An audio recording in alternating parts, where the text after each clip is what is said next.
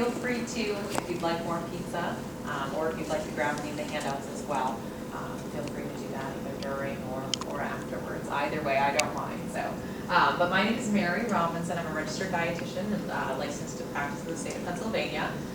This is Cynthiana. She's an intern, dietetic intern with me, so she'll be helping out today, and she'll be doing some of our presentation as well. So the slides will be there as well. And two, I wanted to give this as you're still eating as well. We did do a little bit of a sample, and it'll kind of tie into what we're talking about, which we're talking about meal prep today. So what we made was overnight oats. Has anyone ever tried or heard of overnight oats? Possibly, maybe not. All it is oatmeal. This one in particular is made with rolled oats, almond milk. I put a little bit of Greek yogurt in there for the protein, bananas, peaches, strawberries, and mangoes were in there as well.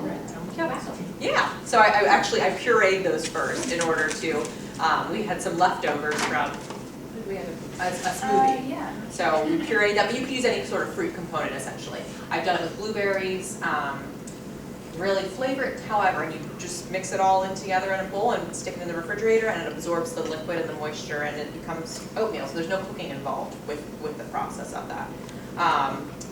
You can't use instant oats, you must use the old-fashioned rolled, as the instant ones won't absorb that liquid. So just something that works very, very well with meal prep, and also being that you're eating, just a snack on that as well if you'd like. So, but we'll get into this a little bit more. Before we talk about how to meal prep, we're going to go over kind of the basics here, and Cynthiana's going to help me out with this one a little bit. Yeah, so this is the My Plate. Has anyone ever seen the My Plate before? It's what they created to replace the food pyramid. Yeah, that's so awesome. You guys actually know that. So this is what we use because we all eat our meals in a plate, so it makes more sense than a pyramid. Probably the most important thing here is to fill half your plate with fruits and vegetables at every meal. It can be all vegetables, all fruits, but it should take up half your plate. Another really important thing is this purple section, that's for protein. So we want to have protein at all three of our meals. And if we're having snacks in the day, we want to include a protein there too. So a protein could even just be peanut butter, hard-boiled egg, and again, the typical wheat, fish, things you normally think about for protein. So for carbohydrates, there's actually 3 different places carbohydrates can fit into the My Plate. Carbohydrates come under dairy, grains, as well as fruit. So when we're talking about grains, we want our grains to be at least 50% of them to be whole grain. So whole grain is like the oatmeal you have, whole grain bread, brown rice instead of white rice, whole grain bread instead of white bread, things like that. We really want to incorporate those whole grains. And then for dairy, there's 3 food groups that fall into dairy. That's milk, yogurt, and cheese, and all 3 of those go into the dairy group. So when we're making a meal, we want to really think about the My Plate. We want our plates to look a lot like this. And then, so the next step then, what we'll talk about is meal prepping. So transferring this meal, this My Plate version and variety into meal prepping. But first, I wanted to talk a little bit about aging and nutrition, as I know that many of you are interacting with the aging population. Perhaps some of these tips and tricks you may be interacting with yourself as well. So a couple key nutrients that we do want to highlight when talking about aging and nutrition, and they are highlighted on a handout too that I have out here, and it might just be easier if I just hand that out to you all as well. But these are some key nutrients to just kind of take note for. So first off is calcium. Of course, with bone health there, that is important. Maintains our bones and teeth. So in order to have and to continue to keep proper bone health, it is important to get some calcium in our everyday habits there. So, and actually as we do age, our body is able to use less of the calcium that we intake each day. So that's why it's so important to continually access calcium-rich foods. So things from our dairy groups, green leafy vegetables are another one. Almonds have some calcium as well. A lot of fortified products too will be rich in calcium. Vitamin D works hand in hand with calcium in order for our bones to absorb the calcium and to utilize that calcium in our bodies. So vitamin D sources, Of course, we get it from the sunlight. Also, I believe dark leafy greens have it as well, and a lot of fortified foods too. So things found with our milk, or some cereals I believe are fortified, some grains foods are fortified with vitamin D as well. Vitamin B12 is very important for our mental cognition, memory functions, and also with our muscles too, the way that our muscles move and develop and continue to move and develop and maintain their dexterity. Now that's going to be found in mostly our protein foods, so mainly animal proteins as well. Sometimes if people are not eating animal proteins, then they can take a supplement form of B12, but if you're getting a variety of your protein foods, you should be set with the vitamin B12 there. Protein, of course, is very important, and we'll talk about that later too as well. That helps to maintain our muscle mass, especially as we age. That's increasingly important. Fiber is helpful for our digestive health as it maintains our gut microbiome down there as well, and helps to process our foods and helps everything just keep regular there. Also can help to maintain our blood sugar levels and our cholesterol levels as well. And finally, omega-3 fatty acids, which are found in things like our walnuts, chia seeds, our fatty fish, so salmon, tuna, and that helps with our heart health. One other key thing, as well as hydration, so making sure that we're getting enough water throughout our day. A lot of times I personally like to keep a water bottle on me at all times in order to have proper hydration and access to proper hydration. Also just choosing fruits and vegetables that are very high in water content can help too. So cucumbers, celery, watermelon, even like apples and berries will have some as well. So just making sure that we're getting enough proper hydration with that as well. So thinking more about what Sithiana told us about the My Plate, right? So how we can talk about transferring My Plate into My Cart. So moving back to meal planning as well. Before we meal plan, we have to get our ingredients.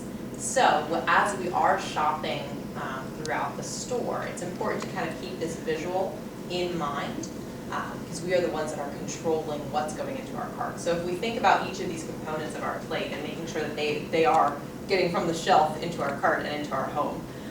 So as you are shopping, I would encourage you to remember this model. Remember about the proteins, remember about the fruits, the vegetables, the grains and the dairy foods too as you are going through your shopping, and use that as a template to shop. How many of you have tried to meal plan at one point in your life or another? Any of you tried to try meal planning? You mean perhaps? 1 week at a time, like when Yeah. you're shopping? Yeah. Oh yeah, I keep in mind Absolutely. what I would be doing with the chickens. Okay, yeah. So one point or another, you may have tried meal planning at some point. That's good to be cognizant of what you are going to shop for as you're preparing for your shopping. So really why we like to emphasize meal planning is because it does help us to, number one, save time. So going in with a plan helps us to get through effectively and efficiently throughout the store.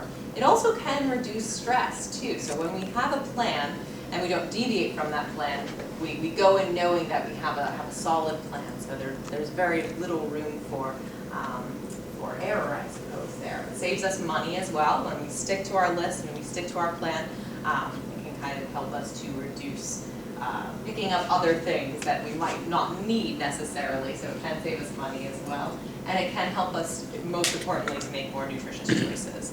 So after we've thought about the My Plate, after we've thought about how we can get the My Plate foods into our cart, we can make the most nutritious choice then based upon those decisions. Are you talking about meal planning ahead of time before you get to the store? Mm-hmm. Yes. Because that's not how I do it. I wait till I get to the Giant, and then I see what looks good, Okay. or whether they have something that I like very much. They do a baked chicken breast here, which is outstanding. I can get 2 adult meals out of that, And you could do a stir fry with it. It's always been tender, it's always cooked perfectly, and it's such a time saver. But Okay. sometimes I'll come here and they'll only have the barbecue ones, the rotisserie ones. They're yeah. not nearly as good. Okay. So I do have to say that sometimes it's what the store is featuring or what looks good. Mhm. I may want broccoli, but if it doesn't really look good to me, then I'll choose another veggie. Right, but still you're thinking about that category of the protein Yeah. or the vegetable, so you're kind of making your decisions on that.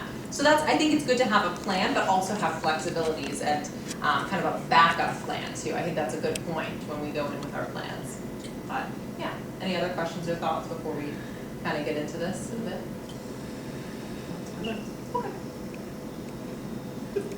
All right, so I've kind of broken it down into 5 simple steps that can help us with meal prepping. So the first one, we'll go through each of these individually, but the first one we want to take inventory, and we want to create our meal plan. Then we want to make our shopping list based upon that meal plan that we've had, shopping then strategically around the store based upon that shopping list, and then we want to get started with our meal planning. So, taking inventory, first of all, we want to check to make sure what foods we have on hand at the time. We want to open up our refrigerator, see, do I have milk? Do I have yogurt? Do I have cheese? Do I have, I don't know, whatever other vegetables, produce? What do I have on hand? Especially, I tend personally to kind of forget what I put in there. So I think it's always a good idea to kind of look at, check the dates, check the labels, see if it's still okay. Open it up, smell it, observe it to make sure that it's not spoiled. And as far as for the spoilage, it's great to look at the date of the package, but also I do recommend for people to use their senses too. So if you smell something and it smells off, even if the date maybe is okay, I would err on the side of caution and toss it out. So check it out with our eyes, check it out with our nose, and even if you would like to take a little taste as well. Yep. And a spoon, because Yep. I don't know if it's not, yeah, if it's not deep good. Yeah, absolutely. Yeah, so check out your refrigerator and then take a look at your freezer, take a look at your pantry. Sometimes I've heard it recommended, and sometimes I'll recommend to people to kind of keep a running list of what you keep in your pantry and kind of keep tabs on, okay, maybe I always keep 5 cans of beans on hand, and then I've already used 2 for the week. And then I know I keep a running tab of what I have or what I need to get as well. That can sometimes be helpful. Similar thought process with that would be with our spices and our seasonings. So spices and seasonings in our spice rack actually only have a shelf life of a year about.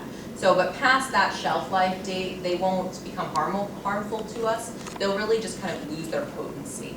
So they might not flavor a dish quite as much as they once had. So after we've kind of taken inventory and we know what we already have on hand, then we can create our meal plan, and our shopping list then would be the next step after that. So going back to what we talked about initially with this plate, so we want to try to remember to have a balance of all of these food groups across our meals. We have to think about this plate when we're thinking about all of our meal plans. Particularly, balance would equal having a protein, having some sort of carbohydrate component, whether that be the non-starchy, which would be the vegetables, or the starchy, which would be our carbohydrate, maybe our fruits, maybe our dairy, and then also too having a healthy fat. So fat is very essential for us. We need fat in order to function in many different ways. Particularly, it helps to aid the absorption of other vitamins and minerals as well.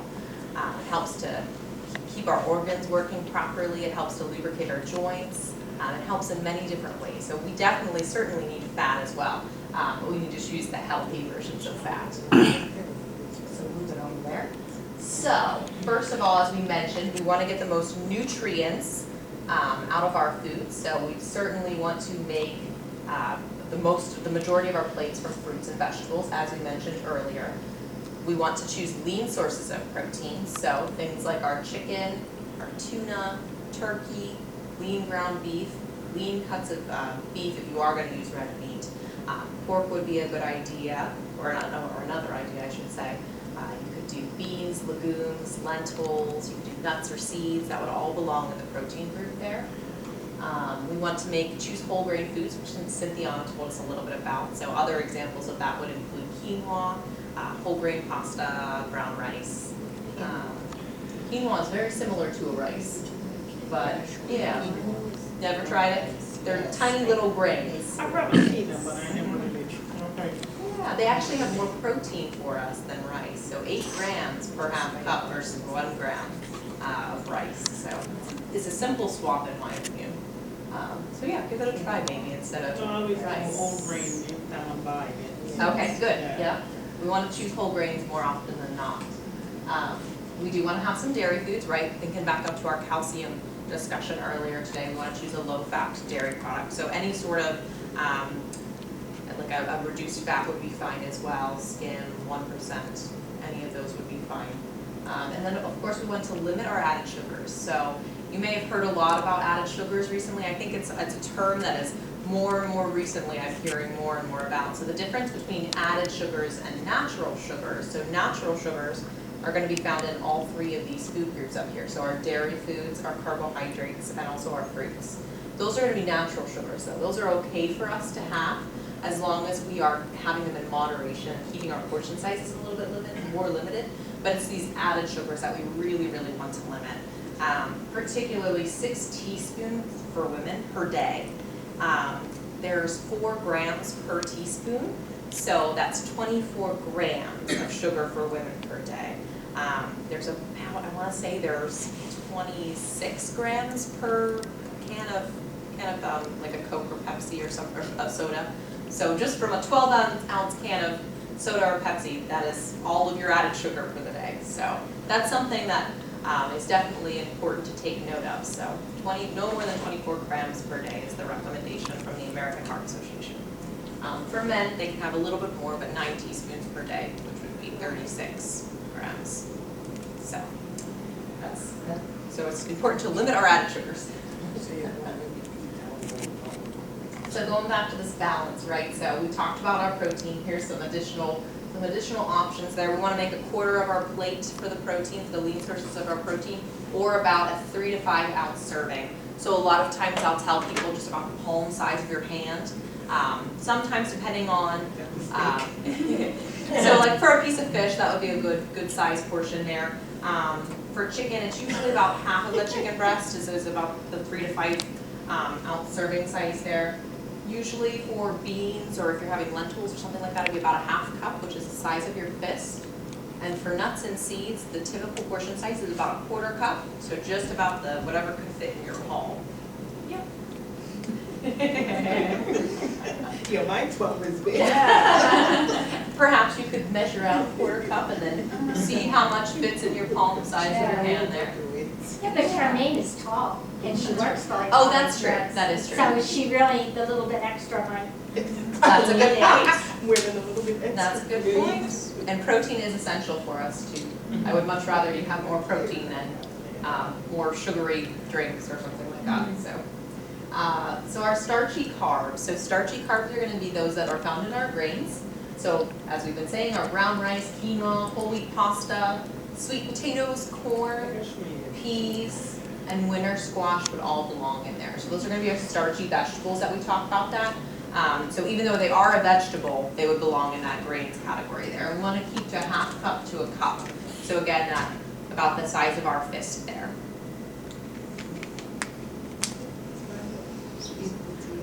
And then our non-starchy carbs, which we also want to have some of as well, that's going to be things like our vegetables. So plenty different colors. Romaine, spinach, kale, broccoli, Brussels sprouts, and really about fruits and vegetables, we really want to just have a rainbow of colors. That's what I tell people.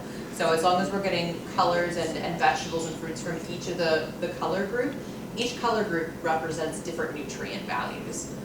So as long as you're eating different colors throughout the week, I always tell people too to look at it in a week's worth of time versus day to day. It gives you a little bit more wiggle room. So for example, if you had a lot of green veggies maybe on yesterday, maybe then today you'll have some red vegetables or yellow vegetables or deep purple vegetable colors. That's what we want to make the majority of our plate with these non-starchy vegetable groups there. So these are some examples that may be helpful for you when you are meal planning for breakfast ideas. So thinking of that pattern that we've been talking about, right? So our protein foods, our starchy, our grain foods, and then also having some sort of vegetable component there. So here's some great breakfast, quick and easy grab and go breakfast ideas here. Greek yogurt's a great option. Has anyone ever tried or likes Greek yogurt? Yeah, some Greek yogurt likers. So there's typically double the protein in Greek yogurt versus regular yogurt because it's doubly strained. So that's why it's a little bit thicker, but it has a little bit more protein for us. So a little bit of Greek yogurt there. You could top it with some whole grain cereal to add that crunch rather than a granola. Typically with granolas, they're very, very high in carbohydrates and high in sugar too. So I would recommend some sort of whole grain cereal, maybe some Cheerios, something just to give it a little bit of a crunch. And then also some fruits. You could do some sort of berry there or something like that. But Greek yogurt's a pretty good standard that I recommend for breakfast. It's a great breakfast food there. You could do eggs in the morning. The healthy fat that we were talking about earlier. So an avocado would be an example of that. Add a little bit of onion, maybe some spinach on a whole grain muffin. That would be a great grab and go. You could even do those up in advance too to have a sandwich. Peanut butter is always a quick and easy peanut butter option as well, but we do want to keep the portion size to just about 2 tablespoons. We can put that on a whole grain tortilla and then have also a banana with that. You can put the banana on the whole grain tortilla on the peanut butter and maybe make like a little wrap of some sort as well.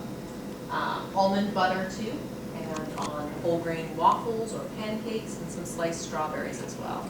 If you are having a waffle or a pancake, it's okay to have that every once in a while, but I would recommend a way to just get more nutrients in your everyday would be to top it with some Greek yogurt or peanut butter versus the maple syrup. So that would be a good way to add some additional nutrients and make it a little bit more balanced. So these are some lunch ideas too. So you're probably going to start to see a pattern here, right? So we're choosing a protein, we're choosing some sort of carbohydrate component, and then we're also trying to incorporate some sort of vegetable component as well. So you'll definitely see that pattern. And I find too, by varying your protein sources, by varying your carbohydrates and your vegetables, you'll have a little bit more variety and get less bored of nutritious options for us. I find a lot of times that people get into a rut with their eating patterns, right? So if we have kind of a pool of foods that we can pull from each category, it provides a little bit more variation and it helps us to stay on track for a little bit longer. So we've got some turkey, that avocado, make a little sandwich, pair it with a clementine or an orange like you had today. Have some tuna. Tuna's a great one too, canned tuna in water. So it's a great source of protein, very, very simple to make up. You can have that with a little bit of onion and celery, put a little hummus in there maybe for the creamy texture. I've also mixed avocado and the tuna in place of mayo for a tuna salad. That's an easy swap there as well. Plus you're getting some omega-3 fatty acids too. 3 to 5 ounces of salmon with a little bit of a mixed green salad. And I would recommend having some sort of oil-based dressing, just a little bit, on your salad as well for your body to help absorb those fat-soluble vitamins in the spinach, found in the spinach, vitamin K in particular, and vitamin A as well. So that can certainly help your body with that. And finally then we've got half a cup of hummus. So hummus would be a plant-based source of protein for us on whole grain pita with a little bit of a tomato, cucumber, and then a half a cup of grapes on the side. So following our pattern there, some other dinner ideas as well. So salmon with, there's that quinoa that we were talking about earlier, a little bit of asparagus, a little bit of healthy olive oil, heart-healthy fats there. You could always have some chicken with a little bit of roasted sweet potatoes. So sweet potatoes versus white potatoes, you're getting a little bit more nutrients from that sweet potato, that bright, vibrant red color. So that it's very rich in vitamin A for us. Have some broccoli with that, and then that little bit of the olive oil that you're using probably to prepare those meals there. Turkey meatballs or chicken meatballs. I really enjoy using ground chicken and turkey in my meals. I find that it's very simple. You can use it in pretty much any recipe, just as ground beef. It's a little bit lower in fat, lower in saturated fat for us, a little bit more heart healthy for us. You can have it with some whole grain pasta, a little bit of kale. I find an easy way if you're a little bit more cautious when trying fresh veggies or different kinds of veggies, I should say. I recommend to top it on things that you already like. So something like pasta. If you already know you like pasta, maybe adding a vegetable on top. That way you kind of mix it in and you already like the pasta. So if you you try a food that you're a little bit more unsure of with something that you do like. It's sometimes a little bit more favorable for us. So meal prepping then. So when we meal prep, we want to make more than what we're going to be eating at that time, right? So we want to make it in bulk, put it away in the refrigerator or the freezer, so then that way we already have fresh and healthy meals prepared and ready to go. So overnight oats is one of those things. That's why we sampled that today, so you can make a big batch of it at the beginning of the week, and that can be a great breakfast for you. You can mix some nut butter in there, or do the Greek yogurt like how I did, and then that would count as your protein in that meal, and you're getting that healthy carbohydrate. The other component that we're only missing there would be that vegetable component. So I would recommend to have maybe a vegetable, like a fresh vegetable snack later on in the day. You could mix some sort of kale or spinach maybe in a blender before and then mix it in. That way you're getting some vegetables as well. So just some suggestions there.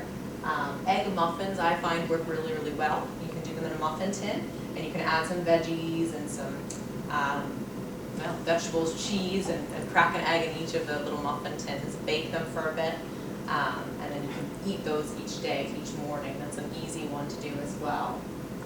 Chia pudding. Has anyone ever tried any chia seeds? That's another one. So similar to the concept of the overnight oats. So chia seeds, they're very, very small, and they are essentially seeds, and you add liquid to them, and they absorb the liquid, and they create like a gel, a viscous gel. Very similar to a pudding-like texture. So they're very high in omega-3 fatty acids, very high in protein and fiber too. So if you're looking to add a little bit more of that in your diet, that might be an idea to try. And you also just need a little bit. It's 2 tablespoons, and it absorbs to about, well, it will continue to absorb the water or whatever liquid you put into it. So you can create it to make a lot if you just keep adding some liquid in there. So I've done it with almond milk. I've even done it with fresh fruit, and then that it adds like the sweetness that you need with that. So that's another idea too. Smoothies are a good one.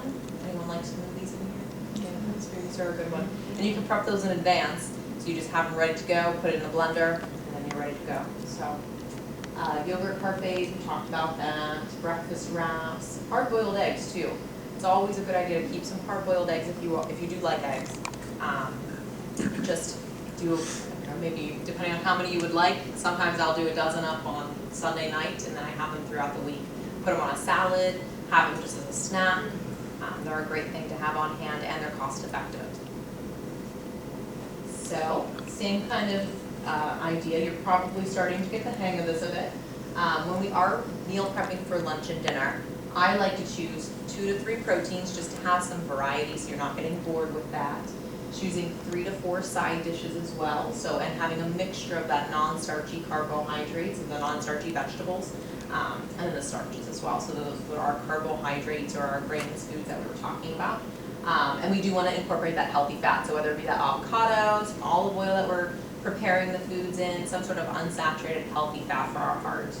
And this gives you some other examples which we have been mentioning as well. So our chicken, fish, pork, non-starchy vegetables, and would be to prepare broccoli, cauliflower, carrots, some starchy component carbohydrate, sweet potatoes, rice. You can have some corn as well, and some fat examples there: olive oil, avocados, or some seeds. So then, after we have our meal plan, either whether it's in our mind or if we did write it down, then we can make our shopping list. So we know what we have in our pantry and our refrigerator. We know kind of our game plan for when we're going to shop. So now we're going to make our shopping list. So based upon those things, we'll draft a list.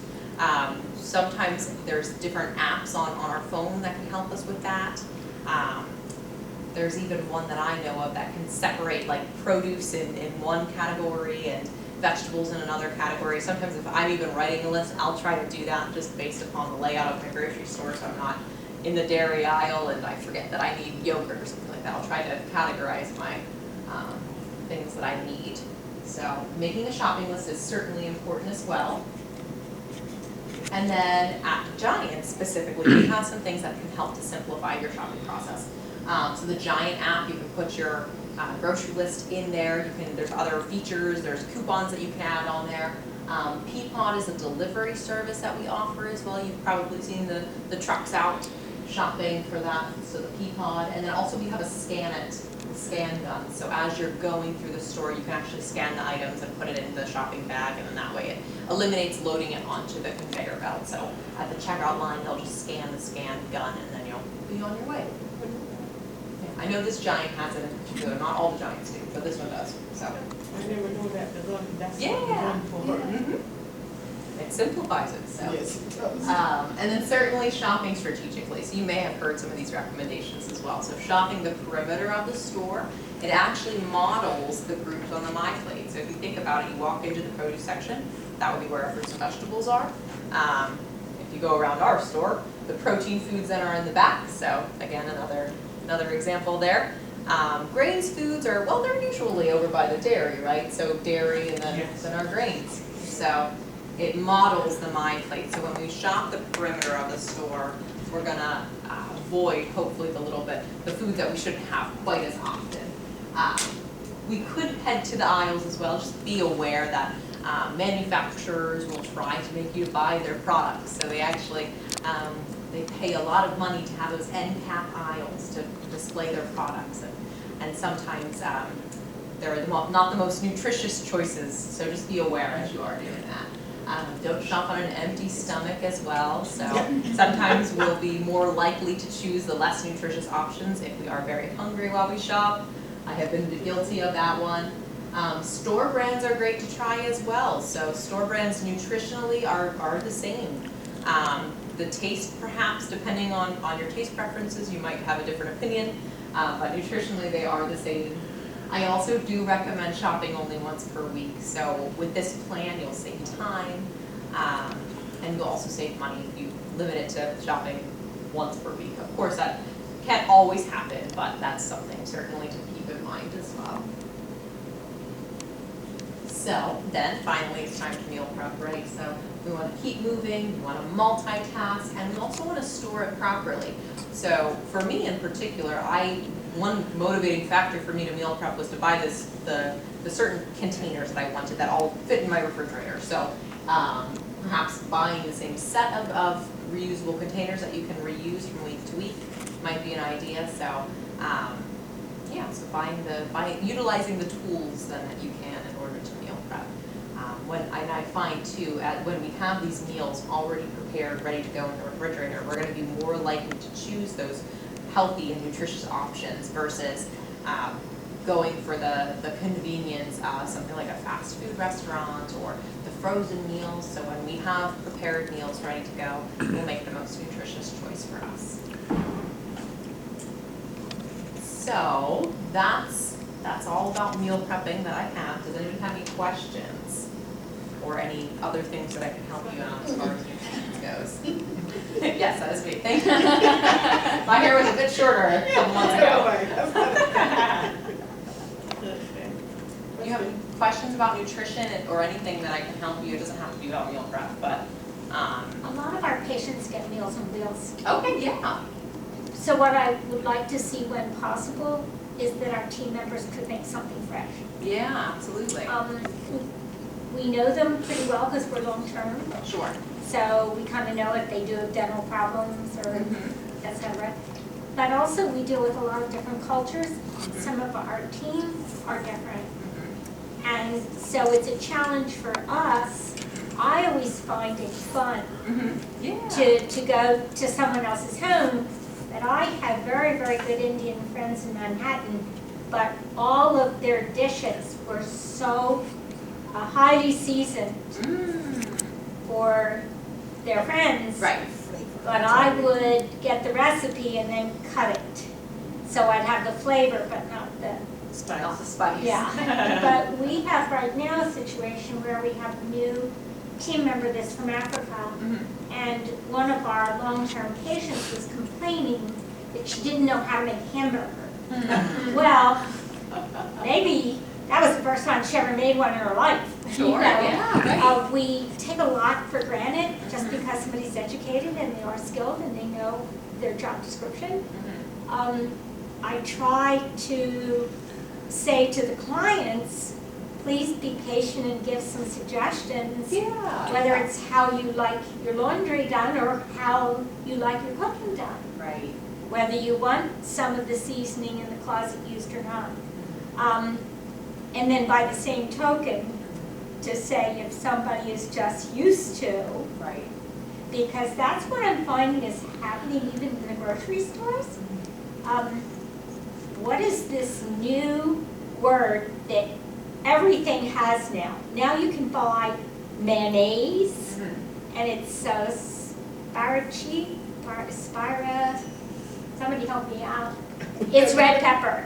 Oh. And Sriracha. So there it is, sriracha, okay? All right, now, you know, I'm 74. I've been doing an awful lot of shopping in a lot of different places.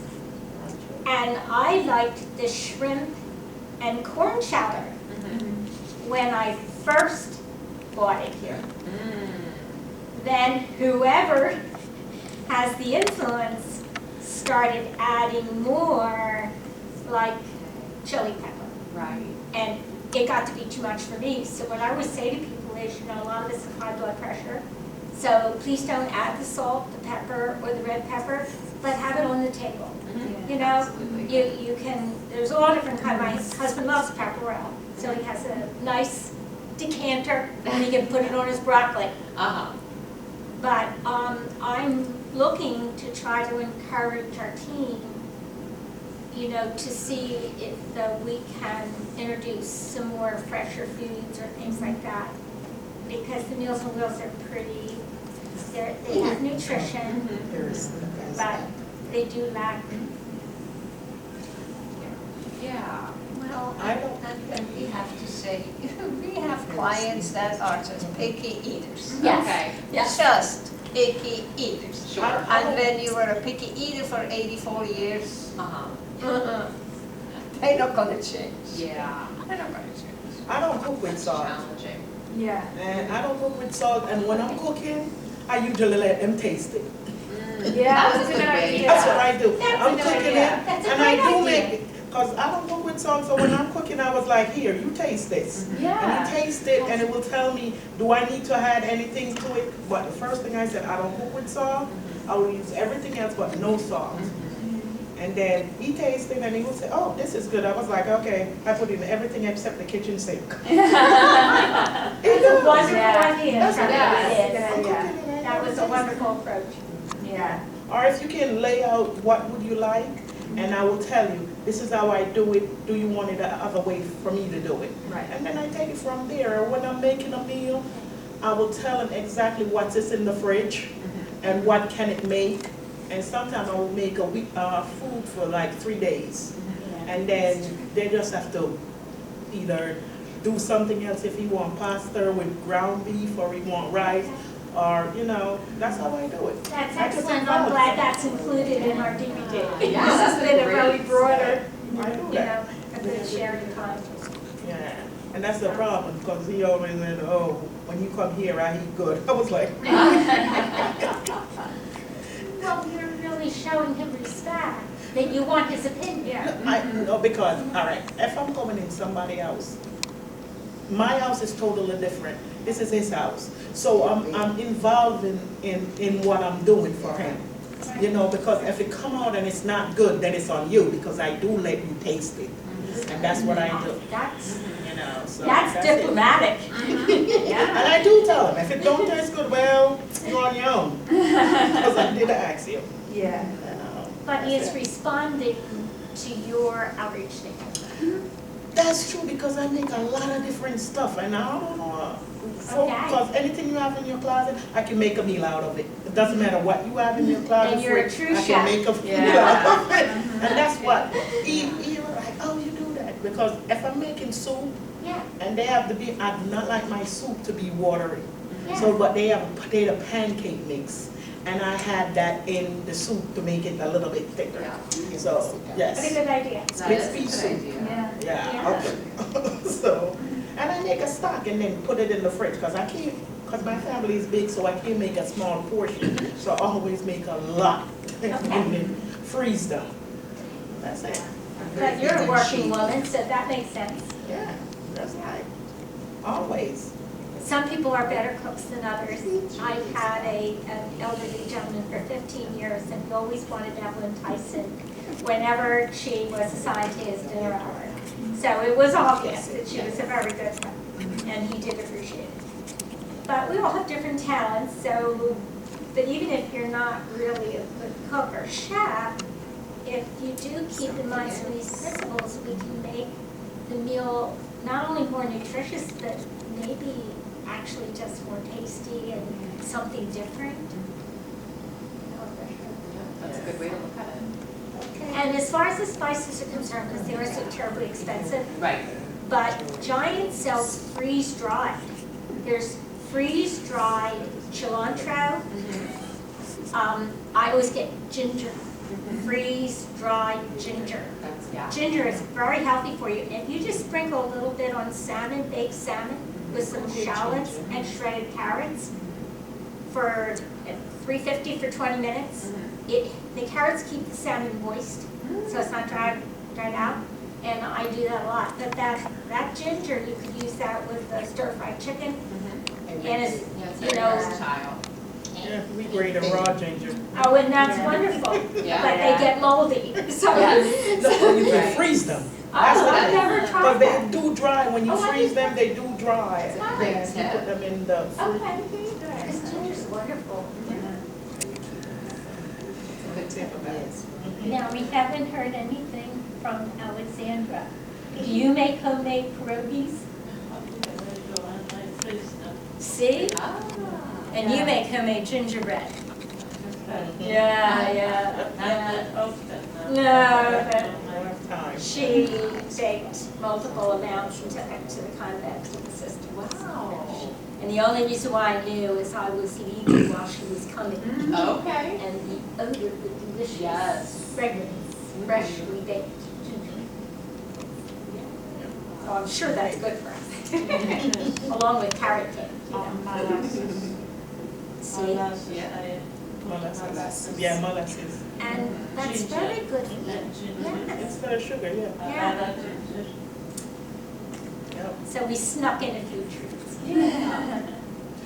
Thank you very, very much, Mary, for the presentation. Thank you for joining us and helping with it and for having us. I'm sorry that not as many was able to actually come, but they will be able to see the DVD.